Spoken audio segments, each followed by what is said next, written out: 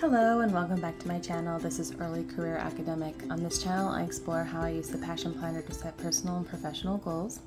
In this video, I'm going to talk about the notebooks that I am using this year and how that is going. This isn't a planner stack per se. There are planners in here, but it's not like I have a planner for every aspect of my life. This is more like paper notebooks that I use for different purposes, and I just thought I would share it with you. I realize the light is not ideal for this video, but it's now or never to film this video. So I'm just gonna do it, and I apologize for the weird lighting.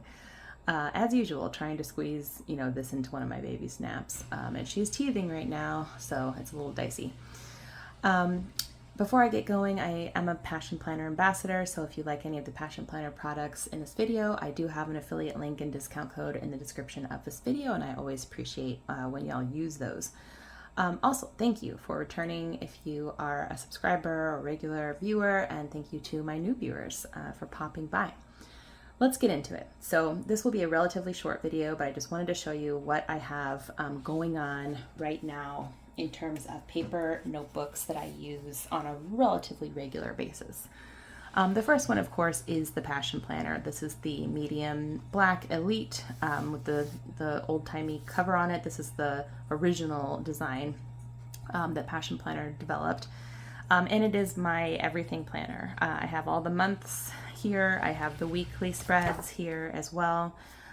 So that is my go-to for sure. And then all of my back pages, which hopefully you've got a chance to check out some of my back pages videos. So that is number one for sure.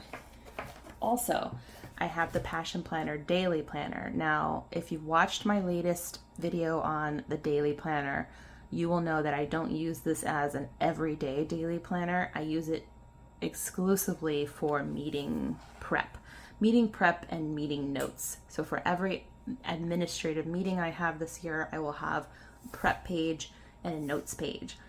This has just been an amazing thing that I'm doing this year. I really like this use of the daily planner because I don't actually need a daily layout for every single day, but I do need a way to help myself remember what's going on in each one of these meetings and how I should prepare for it, and then how I should follow up on those meeting tasks. So this was just a great inkling on my part, great use of the daily planner. So I use that fairly often because of all the meetings. The next notebook I'm going to look at is this Bright Ideas notebook. This honestly, I think was a gift, like a Christmas gift from my mom or something like years ago. And it gathered dust for a long while, but then I turned it into, this is like, what some people call their common book.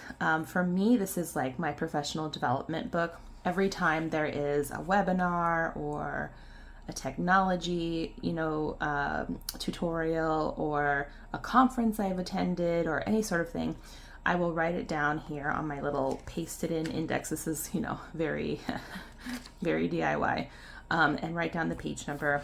And then I will go to that page and I will take notes. And this is where I keep track of a lot of stuff that I've learned over the years.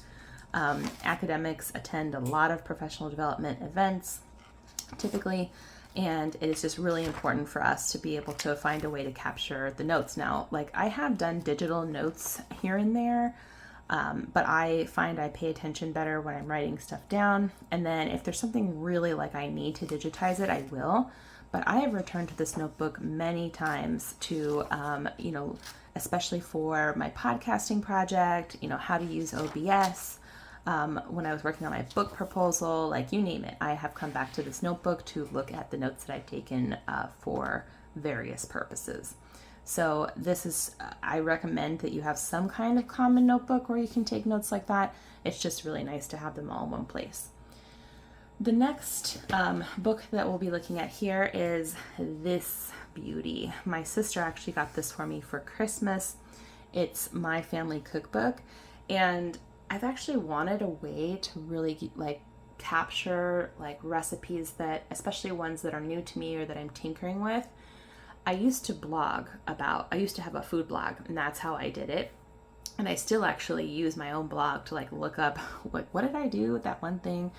But this is so nice that it's paper, And essentially what you do is similar to the notebook I just showed you. You have an index page and you write down the recipe here, and then you number the pages and you can come to that recipe.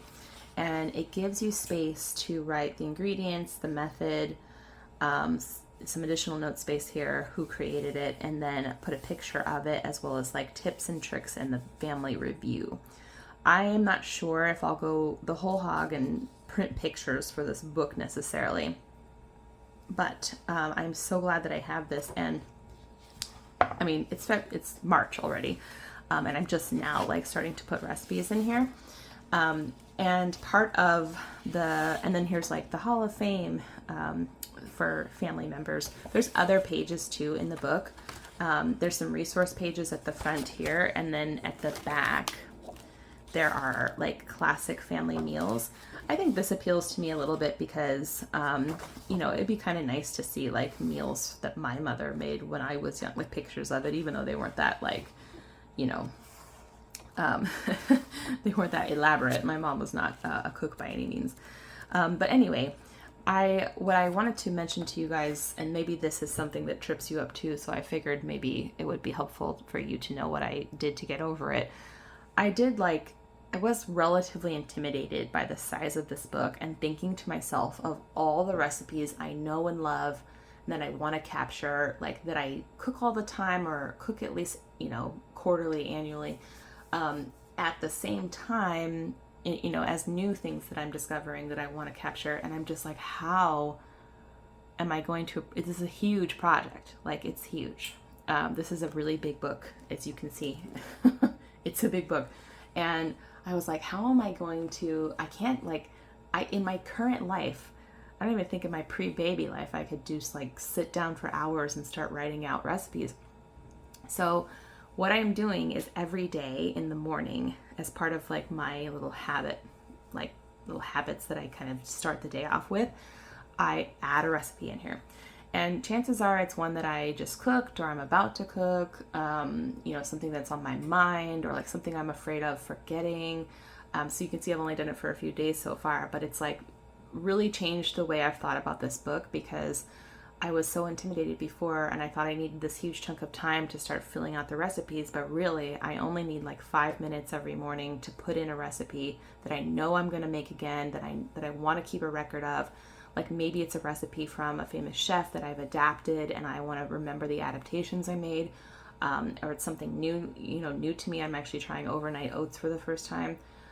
So, you know, it's just like, I just love this. I love this little ritual that I have now going in the morning. And I'm, you know, excited to fill it out. Now, you might be asking yourself, like, well, how do you group the recipes by type, you know, like most cookbooks, right?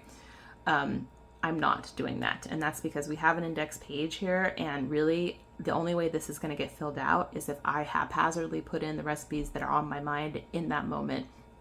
And I'm just going to have to deal with it. So it's not like I'll be able to look at this page and like, you know, either alphabetically or by like breakfast, lunch, dinner, whatever, tell where they are. But you know what? That's okay. I'd rather have this book beginning to fill it out, than to just let it sit and wait till I come up with a concept that's perfect. So I just really like this notebook. I'm really excited about that one. And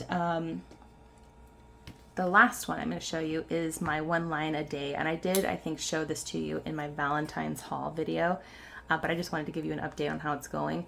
I do make out my 1 line a day in the mornings, so for the day before, and that way, you know, I've gone through the whole day that I'm recording and I have an idea of what I want to remember from it. And I just really like the way this is set up.